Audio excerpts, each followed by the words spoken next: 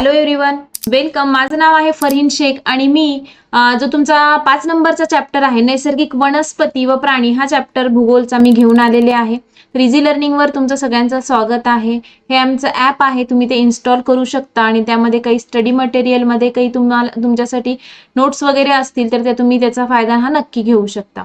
तर 5वा धडा आपला नैसर्गिक वनस्पती व प्राणी. तर यामध्ये आपण काय पाहणार आहोत? ब्राझीलच्या वनस्पती, भारतातील वनस्पती, नंतर ब्राझीलमधील काही वन्यजीवन आणि भारतातील वन्यजीवन, हे 4 पॉइंट आपण आज यामध्ये डिस्कस करणार आहोत.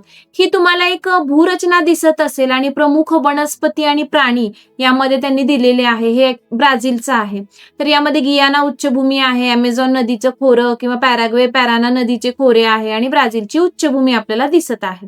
ओके, ही किनारपट्टी आहे. तर एवढा जो 1800 किलोमीटर ते 3600 किलोमीटरचा जो भाग आहे तो गवताळ प्रदेशातील भाग आहे. तिथं सरपटणारे प्राणी जास्त दिसतील. 2000 किलोमीटरचा भाग म्हणजे हा पॅराग्वे पॅराना नदीचं खोरं, तिथं गवताळ प्रदेशातील प्राणी भेटतील. आणि 1200 मध्ये जे अमेझॉन नदीचे खोरे आहे तिथं जलचर प्राणी वगैरे असं तुम्हाला भेटतील किंवा म्हणजे झाडांवरचे काही प्राणी वगैरे. आणि गियाना उच्चभूमीमध्ये विविध माकडे आणि असं सगळं भेटेल. तर अशा प्रकारे ही भूरचना आहे ब्राझीलची. आता भूरचना आणि पर्जन्याचा संबंध जर पाहिला तर इथं ब्राझीलच्या भूरचनेचा तिथल्या पर्जन्यावर मोठा परिणाम होतो. ओके, विषुववृत्तीय प्रदेशात सूर्याची किरणे लंबरूप पडत असल्यानं बाष्पीभवनाचा वेग काय होतो? जास्त होतो आणि तिथं वर्षभर हा पाऊस पडतो. पहा हा.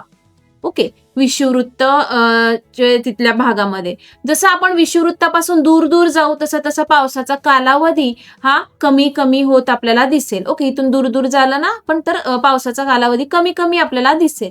आता पावसाचं प्रमाण आणि वनस्पतीचे प्रकार जर पाहिलं तर वनस्पतींची वाढ ही पूर्णपणे पावसांवर डिपेंड असते, तुम्हाला माहिती आहे. ओके, मग सदाहरित वने, तर ज्या भागात वर्षभर पाऊस पडतो तिथं घनदाट आणि सदाहरित वने म्हणजे हिरवेगार अशी झाडं आपल्याला दिसतात. पहा, निमसदाहरित आणि शुष्क वनेमध्ये पाऊस ठराविक काळात पडणं आणि त्या भागात वृक्षांची घनता कमी असणं आणि तिथं वनाऐवजी मग काय होतं की असं गवत किंवा खुरटी अशी झुडपे छोटी छोटी आणि काटेरी वनस्पती आपल्याला निमसदाहरित आणि शुष्क वने हे अशा प्रकारचे आपल्याला दिसतील जिथं की पाऊस ठराविक काळापुरताच पडतो. आता तिसरा जर पॉइंट पाहिला वनस्पतींमधील विविधता, तर यामध्ये ब्राझीलमध्ये जगातील सर्वाधिक वनस्पतींच्या प्रजाती आहेत. ओके, तर त्यामध्ये पाऊ ब्राझील हा मेन तिथला पीक आहे किंवा झाड आहे. रबर आहे, मोहोगनी आहे, रोजवूड आहे यांसारखे महत्वाचे वृक्ष आणि आमर किंवा ऑर्किड म्हणू आपण यासारख्या विविध वनस्पतींचा ब्राझीलमध्ये समावेश हा आपल्याला दिसून येईल. आता ब्राझीलमधील वनस्पतीच्या विविधतेचे मुख्य कारण काय आहे? तर अक्षवृत्तीय विस्तार, हवामानातील विविधता, मृदेचा प्रकार किंवा समुद्राचं सानिध्य. याचा आन्सर काय येईल कमेंटमध्ये नक्की सांगा. आता हे पहा, ब्राझीलमधील सदाहरित वर्षावने वातावरणातील मोठ्या प्रमाणात ते कार्बन डायऑक्साईड शोषून घेतात आणि प्रचंड प्रमाणात प्राणवायू म्हणजे ऑक्सिजन बाहेर सोडतात. इथे तुम्हाला दिसत असेल पहा हा भाग. ओके, तर यामध्ये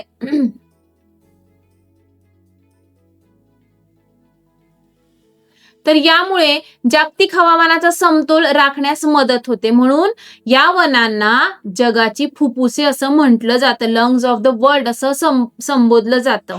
तर उत्तरेकडून विषुववृत्ताकडे किंवा दक्षिणेकडे जाताना पावसाचं प्रमाण कमी होत गेल्यानं वनस्पतीच्या उंचीत आणि घनतेमध्ये आणि प्रकारात खूप असं बदल झालेला आपल्याला दिसून येतो. हे झालं ब्राझीलचं.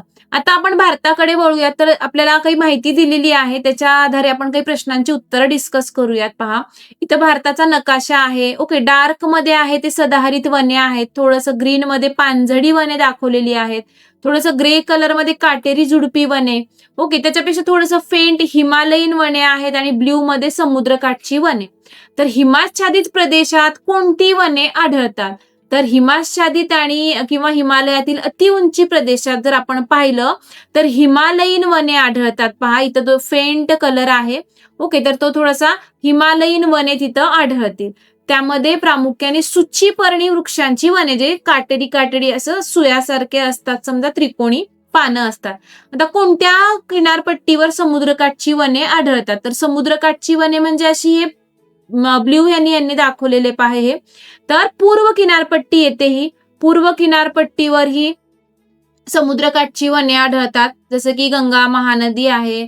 ओके, गोदावरी, कृष्णा, कावेरी या नद्यांचा त्रिभुज प्रदेश आहे त्याच साईडला.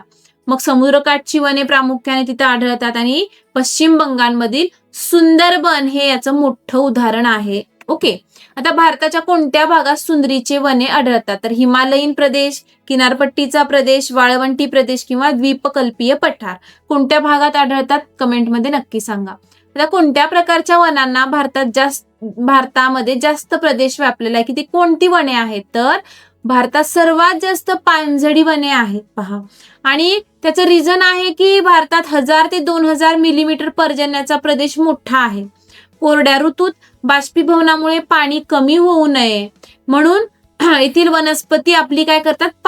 पानगळ करतात, त्याला आपण म्हणू. म्हणजे ते मोठ्या प्रमाणात पानाची गळती होते, त्यामुळे ही वने मोठ्या भूभागावर तग धरून हे राहतात पहा. ओके, आता काटेरी झुडपी वने कुठे आढळतात आणि का? तर ही वने प्रामुख्याने भारताच्या वायव्य दिशेला आढळतात, जसं की राजस्थान, गुजरात याचा थोडासा काही भाग, आणि द्वीपकल्पीय पठारावरील मध्य भागात जिथं की पर्जन्य छायेचा प्रदेश आहे तिथं आढळतात. आणि याचं रिझन आहे की ज्या भागात दीर्घकाळ कोरडा उन्हाळा असतो. ओके, जसं की म्हणजे वाळवंटाचा भाग आपण म्हणू. आणि 500 मिलीमीटर पेक्षा कमी पाऊस असतो, अशा कमी पर्जन्याच्या प्रदेशात ही काटेरी आणि झुडपी वने ही आढळतात पहा. आता आपण ब्राझीलचं पाहूयात. नकाशा आहे पहा, त्याच्यावर काही प्रश्न उत्तरे सेम डार्क याने विषुववृत्तीय वने दाखवलेली आहे. त्याच्यापेक्षा थोडंसं ग्रीन असं पोपटी उष्ण असं गवताळ प्रदेश आहे. थोडंसं ब्ल्यू मध्ये दलदलीचा प्रदेश आहे. ओके, येल्लो मध्ये उष्ण पानझडी वने आणि थोडंसं एक डार्क ऑरेंज टाइप कलर आहे काटेरी झुडपे वने आणि समशीतोष्ण गवताळ प्रदेश. आता नकाशात दिलेल्या म्हणजे प्रजातींचे नावे आणि स्थान. आता कोंडोर हा पक्षी, हा महाकाय पक्षी प्रामुख्याने ब्राझीलच्या दक्षिण भागामध्ये आढळतो. ओके, आणि उंचावरील प्रदेशात तो आढळतो. अॅनाकोंडा जर पाहिलं, इथं तुम्हाला दिसत असेल पॅन्टनलच्या इथं, हा प्रामुख्याने पॅन्टनल या दलदलीच्या प्रदेशात आढळतो आणि अमेझॉन नदीच्या खोऱ्यात पण आढळतो. ओके, सोनेरी तांबरीन हा सिंहासारखा दिसणारा हा पहा. ओके, माकडाचा प्रकार त्या प्रामुख्याने ब्राझीलच्या पूर्व किनारपट्टीवर आपल्याला दिसेल आणि सदाहरित वनामध्ये तो आढळतो. मकाऊ हा पक्षी अमेझॉनच्या घनदाट म्हणजे ह्याच्यामध्ये आढळतो पहा. ओके, तर ते एक आपण लिहू शकतो. आता हे प्राणी या प्रदेशात आढळण्याचे कारण, तर का बरं? तर तिथे एक अनुकूल अधिवास आहे, म्हणजे राहण्यासाठी योग्य असं. अमेझॉन खोऱ्यातील सदाहरित वने, पॅन्टनलचा दलदलचा भाग, प्राण्यांना पुरेसं तिथं अन्न आणि सुरक्षित निवारा उपलब्ध आहे. ओके, मग पाण्याची उपलब्धतामध्ये अमेझॉन आणि इतर नद्यामुळे या प्रदेशात पाण्याची कमतरता नसते. ओके, पाणी भरपूर आहे आणि जे जलचर आणि सरीसृपासाठी म्हणजे अॅनाकोंडा आहे, वेगवेगळ्या प्रकारचे साप वगैरे, ते तिथं म्हणजे त्यांचा अधिवास तिथं राहतो. भक्ष्यांची उपलब्धता म्हणजे दाट वनामध्ये विविध प्रकारचे कीटक, फळे, ओके, लहान प्राणी हे मुबलक प्रमाणात आहे आणि ते अन्न साखळी टिकून राहते त्यांचं, म्हणजे त्यांची खाण्यापिण्याची सोय होते त्यासाठी. आता ब्राझीलमध्ये कोणत्या प्रकारची वने प्रामुख्याने आढळतात? तर पानझडी, काटेरी झुडपे, विषुववृत्ती आणि समशीतोष्ण. तर याचा आन्सर काय येईल? कमेंटमध्ये नक्की सांगा. आता एक प्रश्न आहे विस्ताराच्या संदर्भाने वनप्रदेश म्हणजे विस्ताराच्या संदर्भाने वनप्रदेशाचं वर्गीकरण. तर यामध्ये जर आपण पाहिलं, नकाशाच्या आधारे जर आपण ब्राझीलमधील वनप्रदेशाचं वर्गीकरण केलं तर विषुववृत्तीय वने म्हणजे अमेझॉनचे खोरे आपण म्हणू, तर ब्राझीलच्या उत्तर भागात यांचा विस्तार जास्त आहे आणि तिथं मकाऊ आणि वानरांच्या प्रजाती जास्त सापडतात. ओके, आणि जसं जसं आपण उष्ण गवताळ प्रदेश पाहू, जसं की सवाना आहे, कटिंगा आहे, तिथं मध्य आणि ईशान्य ब्राझीलमध्ये हा प्रदेश असून तिथं गवती प्रदेशातील प्राणी आढळतील. ओके, दलदलीच्या प्रदेशामध्ये म्हणजे जसं की पॅन्टनल हा दक्षिण पश्चिम भागात असून अॅनाकोंडा आणि मगरी साठी ते प्रसिद्ध आहे. हे याच्यासाठी आहे की तुम्हाला मॅप मध्ये ते आलं तर तुम्हाला लिहिता आलं पाहिजे किंवा दाखवता आलं पाहिजे. आता समशीतोष्ण गवताळ प्रदेश म्हणजे पंपास, तो ब्राझीलच्या अगदी दक्षिण भागात एकदम खाली आहे, तो विस्तारलेला आहे आणि तिथे विशिष्ट प्रकारचे पक्षी आपल्याला पंपास मध्ये आढळतील पहा. नेक्स्ट, आता दैवतांचा रंग म्हणजे तुलना जर आपण पाहिली ब्राझील आणि भारतची, कोणत्या देशात विषुववृत्तीय वने अधिक आढळतात आणि त्याचं कारण काय? तर ब्राझील या देशात विषुववृत्तीय वने आढळतात, सदाहरित वने आपण म्हणू. तर त्याचं रिझन आहे, ब्राझीलचा उत्तर भाग विषुववृत्तावर आहे आणि या भागात वर्षभर म्हणजे चांगला असा भरपूर सूर्यप्रकाश, दररोज पाऊस पडतो, ज्यामुळं वनस्पतीची वेगाने वाढ होते. सदाहरित वने होतात, तिथे घनदाट अशी वृक्ष होतात, म्हणजे त्यामुळे विषुववृत्त वने त्यामध्ये तयार होतात. पहा, तर भारताकडे काय आहे, जे भारतातील कोणती वने आहेत ते ब्राझीलमध्ये नाही, तर नक्कीच हिमालयीन वने, कारण ब्राझीलकडे हिमालयाचा भागच नाहीये. तर भारतातील हिमालयीन वने किंवा सूचीपर्णी वने हे ब्राझीलमध्ये आढळत नाही. कारण असं आहे की ब्राझीलमध्ये भारताच्या हिमालयासारखा अति उंच असा पर्वत श्रेणीच नाही, त्यामुळे ही उंचीनुसार म्हणजे बदलणारी किंवा बर्फाच्छादित प्रदेशातील वने ही ब्राझीलमध्ये आढळत नाही. आता ब्राझीलमध्ये कोणती वने भारतात आढळत नाही, तर ब्राझीलमधील सदाहरित वने जसं की आपण विषुववृत्तीय वने म्हणू भारतात नाही. काटेरी झुडपी वने आणि समुद्रकाठची वने, ओके, हे खारफुटीची वने हे भारतातही आढळतात, म्हणजे दोन्ही जे आहेत ते भारताकडे काही आढळतात. आता ईशान्य भारतातील हिमालयाच्या पायथ्याशी कोणती वने आढळतात, तर पानझडी, सूचीपर्णी, सदाहरित की खारफुटीची, ह्याचा आन्सर मला कमेंटमध्ये नक्की द्या.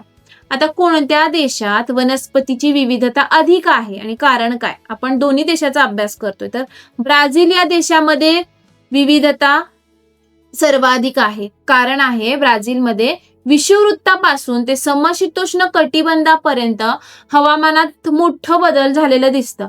मुबलक पाऊस आहे, भूरचनेची विविधता आहे, उच्चभूमी आहे, विस्तीर्ण खोरी आहे आणि वर्षभर मिळणारा असा सूर्यप्रकाश, त्यामुळे तिथं वनस्पतीच्या अधिक प्रजाती आपल्याला पाहायला भेटतात आणि तो हवामान आणि त्याच्यावरून आपल्याला तो वनप्रकार लक्षात घेता येतो.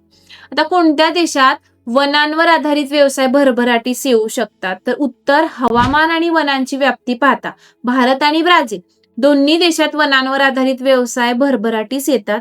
ब्राझीलमध्ये प्रचंड मोठ्या वनक्षेत्रामुळे लाकूड तोड, औषधी वनस्पती हे गोळा करण्याचा व्यवसाय चालतो आणि भारतामध्ये पानझडी वनामुळे जसं की साग आहे, बांबू आहे, इमारतीसाठी लागणारं लाकूड आहे आणि इतर वनोपजावर आधारित उद्योगांची मोठी संधी भारतात आहे. जर पाहिलं तर दोन्ही देशामध्ये वनांवर आधारित व्यवसाय हे भरभराटीस आहेत. पहा, आता ब्राझीलचं आपण वन्यजीवन जर पाहिलं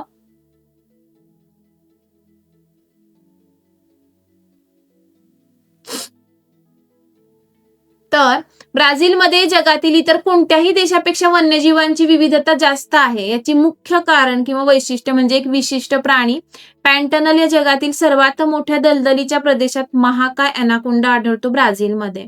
याशिवाय मोठे गिनीपिग, मगर, सुसरी, माकडे, प्युमा, बिबट्या यासारखे प्राणी पण ब्राझीलमध्ये आपल्याला दिसतील. जलचरमध्ये पण विविधता आहे, त्यामध्ये सॉड फिश हा फेमस आहे. नद्यातील हिंस्र पिराना तसेच दुर्मिळ गुलाबी डॉल्फिन येथील जलचर सृष्टीचे एक वैशिष्ट्य आहे. पहा ब्राझीलचं. पक्षी आणि कीटकेमध्ये खूप उंचावर उडणारा कोंडोर हा महाकाय पक्षी. विविध प्रकारचे रंगबिरंगी पोपट आहेत. मकाऊ आणि फ्लेमिंगो हे पक्षी येथे आढळतात. तसंच लक्षावधी प्रकारचे कीटक हे ब्राझीलच्या वनामध्ये आपल्याला दिसतील. आता त्या वनामध्ये जे आहेत वन्यजीव आहेत त्यांच्यासमोर काय काय समस्या आहे बरं, तर इतर समृद्ध जैवविविधता असून ब्राझीलमध्ये सध्या अनेक पर्यावरणीय समस्यांना सामना हा करावा लागतो. एकतर वन्य प्राण्यांची बेकायदेशीर तस्करी, म्हणजे प्राण्यांच्या कातड्यासाठी किंवा त्यांच्या अवयवासाठी त्यांच्यावर मोठ्या प्रमाणावर तस्करी केली जाते. ओके, मग स्थलांतरित शेती जसं की रोका, वने जाळून केली जाणारी शेती. ओके, वने जाळतात आणि शेती करतात, ते वन्यजीवांच्या अधिवासाला नाश करते ना. मग ते ॲनिमल्स किंवा काही प्राणी पक्षी असतील एकतर मरून जातात किंवा ते निघून जातात. निर्वनीकरण, तर रस्ते विकास करण्यासाठी शेती असेल, लाकूड तोडीमुळे जंगले वेगाने नष्ट करणं हे एक समस्या आहे. प्रदूषण, त्यामध्ये वाढत्या औद्योगिकरणामुळे हवा आणि जल प्रदूषण वाढून प्राण्यांच्या आरोग्यावर परिणाम होत असतं. पहा, तर याचा परिणाम या सर्व समस्यामुळे ब्राझीलमध्ये अनेक स्थानिक वन्य प्रजाती हे काही नामशेषच राहिलेले आहेत. ओके, आणि ते जवळजवळ पूर्णपणे नष्ट झालेले आहेत. तर हे त्याची कारणे आहेत की बेकायदेशीर तस्करी, ओके, स्थलांतरित शेती, निर्वनीकरण आणि प्रदूषण. आता मी तुम्हाला काही सांगू इच्छिते, ही आमची गेल्या वर्षीची बॅच आहे. यांनी वर्षभर आमच्याकडून लाईव्ह मध्ये यांनी छान असं शिकून एक सुपर असा रिझल्ट घेतलेला आहे. त्यामध्ये गुंजन व्यास आहे, 100% तिचा स्कोर होता. व्यंकटेश होता जो सेमी इंग्लिशचा होता, त्याने पण 100% असा स्कोर केलेला आहे. तर 31 विद्यार्थी असे होते की 90% प्लस होते, 203 विद्यार्थी 85% आणि 31 विद्यार्थी त्यांच्या शाळेतून फर्स्ट रँकर होते. तर असा आमचा गेल्या वर्षीचा रिझल्ट आहे आणि नेक्स्ट तुम्ही पण असा रिझल्ट घेऊ शकता. तर तुम्ही, आणि ही आमची टीचर टीम आहे, तुमची सेमी इंग्लिश असो किंवा इंग्लिश मीडियम असो, सगळे विषय हे आमच्या इझी लर्निंगवर शिकवले जातात. पहा, जर तुम्ही आमची बॅच घेताय तर तुम्हाला आमच्या बॅचमध्ये लाईव्ह क्लासेस भेटतील on each and every topic. Complete syllabus आम्ही करून देतो. तुम्ही मोबाईल असेल, PC असेल, टॅबलेट असेल किंवा अँड्रॉइड आणि iOS ह्याच्यातून तुम्ही क्लासेस करू शकता. म्हणजे एवढा ॲक्सेस दिलेला आहे. रेकॉर्डिंग ऑफ ईच क्लास, प्रत्येक क्लासची रेकॉर्डिंग अवेलेबल राहते. Chapter wise doubt clearing session राहतं. जेव्हा एक चॅप्टर संपतो तर आम्ही डाऊट क्लिअरिंग सेशन ठेवतो. लाईव्ह रिव्हिजन होते एक्झामच्या आधी. पर्सनल मेंटॉरशिप भेटते तुम्हाला, टीचरचा पर्सनली नंबर दिला जातो कॉन्टॅक्टसाठी काही डाऊट असेल तर. आणि टेस्ट सिरीज होतात, सब्जेक्टिव्ह ऑब्जेक्टिव्ह टेस्ट आम्ही घेतो आणि त्या चेक करूनही देतो. बॅच रिलेटेड काही विचारायचं असेल तर तुम्ही नक्कीच या नंबरवर कॉन्टॅक्ट करून विचारू शकता. आता आपण येऊयात भारताचं वन्यजीवन. तर भौगोलिक परिस्थिती आणि प्राणी आणि वनस्पती यांची सांगड. तर यामध्ये प्राणी आहे, वनस्पती आहे, त्यांचा अधिवास हा प्रदेशातील हवामान, भूरचना आणि पाण्याची उपलब्धता यावरच अवलंबून असतं. जिथं ह्या सगळ्या सोयी तिथं हे प्राणी राहतात. तर हिमालयीन प्रदेश जर आपण पाहिला तिथं हवामान अति थंड असतं पहा, म्हणून याक आणि हिमबिबट्या यासारखे जाड कातडीचे प्राणी आपल्याला हिमालयाच्या एरियामध्ये सापडतील. आणि तेथे सूचीपर्णी वने जसं की पाईन आणि देवदार लक्षात ठेवा. आता वाळवंटी प्रदेश जर पाहिलं आपण राजस्थान, तिथं पाऊस कमी पडतो, काटेरी वने आहेत, ओके, खैर बाबूळ सारखे, आणि तिथं उंट आणि रानटी गाढवे राहतात, जास्त करून आढळतात वाळवंटी प्रदेशात म्हणजे राजस्थानमध्ये. दलदलीचा प्रदेश आसाम, भरपूर पाऊस असतो, दाट वने आहेत, तिथं एकशिंगी गेंडा आढळतो. ओके, लोकेशनसाठी असं लक्षात ठेवा. द्वीपकल्पीय पठारे ते पानझडी वने आहेत जसं की साग, तिथं हरिण, नीलगाय, वाघ यासारखे प्राणी आपल्याला द्वीपकल्पीय पठारावर आढळतात. आता तुम्हाला माहित असलेले इतर प्राणीमध्ये भारतातील वरील प्राण्याशिवाय इतर अनेक वैशिष्ट्य पूर्ण पण प्राणी आपल्या भारतात राहतात. पक्ष्यामध्ये जर पाहिलं, मोर आपला राष्ट्रीय पक्षी आहे, माळढोक आहे जो सोलापूरकडच्या एरियामध्ये आहे, घुबड आहे, किंगफिशर आहे, इत्यादी विविध प्रकारचे स्थलांतरित पक्षी, उदाहरणार्थ फ्लेमिंगो वगैरे. आता सस्तन प्राणी म्हणजे हत्ती, केरळ आणि कर्नाटकच्या साईडमध्ये आपल्याला दिसेल. भारतीय गवा, विजन आणि काळवीट, सांबर आणि अस्वल. नंतर सरीसृप म्हणजे सरपटणारे प्राणी, कोब्रा, नाग, धामण आणि इत्यादी, किंवा विविध प्रकारचे असे कासव. आता भारतातील वाघांचा अधिवास आणि त्याचं कारण काय, तर नकाशात वाघांचा अधिवास आपल्याला दाखवण्यासाठी तुम्ही काही मुद्दे आहेत. जर तुम्हाला वाघ कुठं आहे किंवा नकाशामध्ये दाखवा म्हणून आला तर तुम्ही मध्य प्रदेशमध्ये दाखवू शकता, कान्हा, बांधवगड आणि पेंच व्याघ्र प्रकल्प. उत्तराखंडमध्ये जिम कार्बेट राष्ट्रीय उद्यान आहे. पश्चिम बंगालमध्ये सुंदरबन खाडीचा प्रदेश आहे. ओके, महाराष्ट्रामध्ये तुम्ही मेळघाट आहे, ताडोबा आहे, इत्यादी प्रदेशात दाखवू शकता. आसाममध्ये कांजीरंगा आणि मानस या ठिकाणी तुम्ही वाघ कुठे राहतो असेल तर तुम्ही मध्य प्रदेश, उत्तराखंड, पश्चिम बंगाल, महाराष्ट्र आणि आसाम या एरियामध्ये तुम्ही दाखवू शकता. आता याच भागात असण्याचं कारण काय, वाघ या भागात असतो का कारण आहे तर दाट वनराई. वाघांना लपून शिकार करण्यासाठी घनदाट वने किंवा उंच गवताची आवश्यकता असते, हे माहिती आहे. भक्ष्याची भूमी उपलब्धता म्हणजे त्यांची सोय. वनात हरिण असतं, सांबर असतं, रानडुक्कर असतं, यांसारखे तृणभक्षी प्राणी मोठ्या प्रमाणात त्यांना वनात सापडतात. तर ते त्यांचं खाण्यापिण्याचं एक होतं.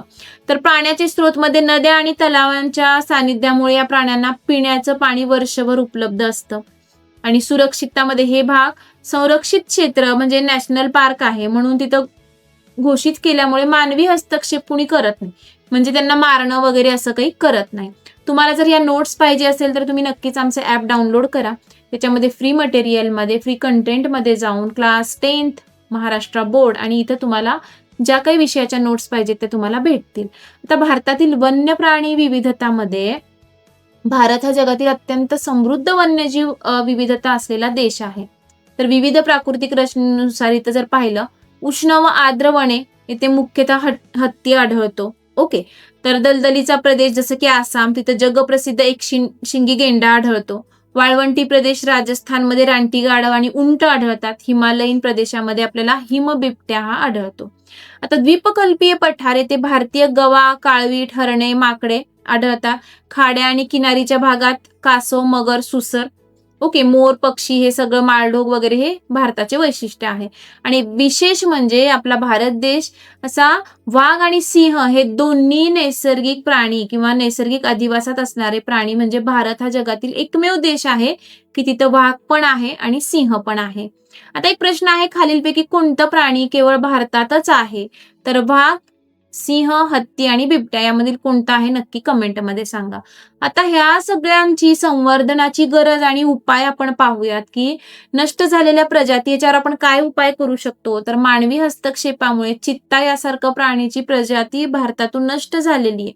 ओके, मग शासकीय प्रयत्नामध्ये वन्यजीवांचं रक्षण करण्यासाठी भारत सरकारने विविध पावले उचललेली आहेत. त्यासाठी राष्ट्रीय उद्याने म्हणजे प्राण्यांच्या नैसर्गिक निवासाचं रक्षण करणं, ओके, अभयारण्य जसे की विविध प्रजातीचे पक्षी प्राणी संवर्धनासाठी राखीव क्षेत्र आहे. ओके, तुम्ही पाहिलं असेल प्राणी संग्रहालय वगैरे जाऊन पाहता तुम्ही तर वेगवेगळ्या पक्ष्यांचं वगैरे केलेलंच असतं त्यांनी त्याच्यासाठी. मग राखीव वने म्हणजे वनाचं जतन करून त्यामध्ये जैवविविधता म्हणजे टिकवणं म्हणजे वनाचं जंगलतोड वगैरे न करता. आता जर आपण थोडंसं मॅपवर जर कसं लोकेट करायचं किंवा काय काय आहे तर इथं सिंह कुठं आढळतो, ओके, तर गीर राष्ट्रीय उद्यान किंवा गुजरात लिहू शकता. तो भारताच्या पश्चिम भाग आहे. तुम्ही जर दाखवायचं म्हटलं नकाशामध्ये तर पश्चिम भागेत सिंह दाखवू शकता. माळढोक हा राजस्थान आणि सोलापूर, पश्चिम आणि मध्य भारत. ऑलिव्ह रिडले कासव म्हणजे गरीहमाता किनारपट्टी ओडिसा आणि पूर्व किनारपट्टी. एकशिंगी गेंडा आपल्याला आसाममध्ये ईशान्य भारतात साईडला दाखवू शकता. बारशिंगा कान्हा राष्ट्रीय उद्यान मध्य प्रदेश, मध्य भारतात तुम्ही दाखवू शकता. गंगेतील डॉल्फिन गंगा आणि ब्रह्मपुत्रा नदीचं खोर आणि उत्तर आणि ईशान्य भाग तुम्हाला नकाशावरील स्थान सांगत आहे मी. सुसर चंबळ नदी मध्य प्रदेश, उत्तर मध्य भारतामध्ये. मगर नद्या आणि किनारपट्टीचा भाग आणि दक्षिण आणि पूर्व भागात. तर नंतर निलगिरी ताहारशेळी पश्चिम घाट केरळ आणि तमिळनाडू, दक्षिण भारत, ओके, आणि बंगालचा वाघ सुंदरबन पश्चिम बंगाल आणि जिम कॉर्बेट तर पूर्व आणि उत्तर भारत यामध्ये. तर तुम्हाला नकाशामध्ये जर हे प्राणी दाखवा म्हणून आलं तर तुम्हाला हे फक्त लक्षात करणं आवश्यक आहे. आता तुलनात्मक अभ्यास जर आपण केला भारत आणि ब्राझीलचा तर वनांचा प्रकार, पर्जन्यमान, वैशिष्ट्य आणि मुख्य वृक्ष वनस्पती. सदाहरित वने 2000 मिलीमीटर पेक्षा जास्त. त्याचं वैशिष्ट्य आहे वर्षभर हिरवीगार, त्याचं लाकूड कठीण असतं, प्रचंड जैवविविधता. आणि मुख्य वृक्ष म्हणजे मोहोगनी, रबर, शिसव, पाऊ ब्रासिल आणि ऑर्किड्स. तर पानझडी वने यांचं पर्जन्यमान म्हणजे 1000 ते 2000 मिलीमीटर एवढं. कोरड्या ऋतूत बाष्पीभवन रोखण्यासाठी पानगळ, साग, बांबू, वड, पिंपळ. काटेरी झुडपे 500 मिलीमीटर पेक्षा कमी, ओके, कमी पाऊस, लांब मुळे, छोटी पाने, ओके, किंवा काटेरी वगैरे जसं की निवडुंग वगैरे आहे. खैर, बाबूळ, खेजडी, कोरफड, निवडुंग. नंतर समुद्रकाठची वने, किनारपट्टीचा दलदलीचा भाग, क्षारयुक्त मृदा, तेलकट आणि हलकं लाकूड. तर हे सुंदरी आणि खारपुटीची वने आपण ते म्हणू शकतो. हिमालयीन वने उंचीनुसार बदलणारं सुचिपर्णी पाने असतं, ओके, असे, आणि मध्यम आणि अति उंचावर ते आढळतात. आणि पाईन, देवदार, फर, साल हे त्याचे मुख्य वृक्ष आहेत. आता ब्राझील देशाचं नाव कोणत्या वृक्षाच्या नावावरून आहे? मोहोगनी, पाऊ ब्रासिल, रोजवूड आणि शिसव कोणत्या वृक्षाच्या नावावरून आहे कमेंटमध्ये नक्की सांगा. आता यामध्ये स्वाध्याय जसं की आता आपण पाहिलं ते सेम की यामध्ये कोणते कोणते वनांचा प्रकार, गुणधर्म, भारतातील आणि ब्राझीलमधील तो प्रदेश कोणता. ओके, वेगळा घटक मध्ये ब्राझीलमधील वन प्रकार, ओके, की काय वेगळा आहे भारताच्या संदर्भात. नंतर ब्राझीलमधील वन्य प्राणी, भारतीय म्हणजे वनस्पती, ओके, यातून अचूक काय आहे किंवा वेगळं काय आहे. जोड्या लावामध्ये सदाहरित वने कोणती, पानझडी वने कोणती, समुद्रकाठची वने कोणती, हिमालयीन वने कोणती, काटेरी आणि झुडपी वने कोणती हे तुम्हाला येऊ शकतं पेपरमध्ये. थोडक्यात उत्तरेमध्ये पाहिलं तर ब्राझील हा भारतातील नैसर्गिक वन प्रकार, ब्राझील आणि भारतातील नैसर्गिक वन प्रकारातील फरक, ब्राझील आणि भारतातील वन्य प्राणी जीवन आणि नैसर्गिक वनस्पती यांचा सहसंबंध स्पष्ट करा. नंतर ब्राझील व भारतात कोणत्या पर्यावरणीय समस्यांना तोंड द्यावं लागतं आपण आता पाहिलं. ब्राझील व भारतामधील वनांचा ऱ्हास होण्याची कारणं काय आहेत आणि भारताचा सर्वाधिक भाग पानझडी वनांनी का व्यापला आहे. तर अशा प्रकारचे प्रश्न या पाठातून येऊ शकतात. आणि रिझनसाठी ब्राझीलचा उत्तर भाग घनदाट वनांनी व्यापलेला आहे, कारण हिमालयाच्या उच्च भागात वनस्पतींची संख्या विरळ आहे. रिझन ब्राझीलमधील कृमी कीटकांची संख्या जास्त आहे. भारतातील वन्य प्राण्यांची संख्या दिवसेंदिवस कमी होत आहे, त्याचं रिझन. आणि भारताप्रमाणे ब्राझीलमध्येही प्राणीवन संवर्धनाची गरज आहे, ते कारणे त्यामध्ये येईल. तर अशा प्रकारे आपण हा धडा डिस्कस केलेला आहे. तुम्ही मला व्हिडिओमध्ये पाहत असाल तर तुम्हाला माझ्याकडून लाईव्ह शिकायचं असेल तर नक्कीच ऍडमिशन घ्या आणि असा सुपर असा रिझल्ट तुम्ही घेऊ शकता, जो आमच्या गेल्या वर्षीच्या मुलांचा रिझल्ट आहे. 2 विद्यार्थी आमचे 100%चे आहेत. 31 विद्यार्थी त्यांच्या शाळेतून फर्स्ट रँकर आहेत. नेक्स्ट नक्कीच तुम्ही असाल याची मला खात्री आहे. आणि आमच्या बॅच रिलेटेड काही विचारायचं असेल तर नक्कीच तुम्ही या नंबरवर कॉन्टॅक्ट करा आणि विचारा. धन्यवाद.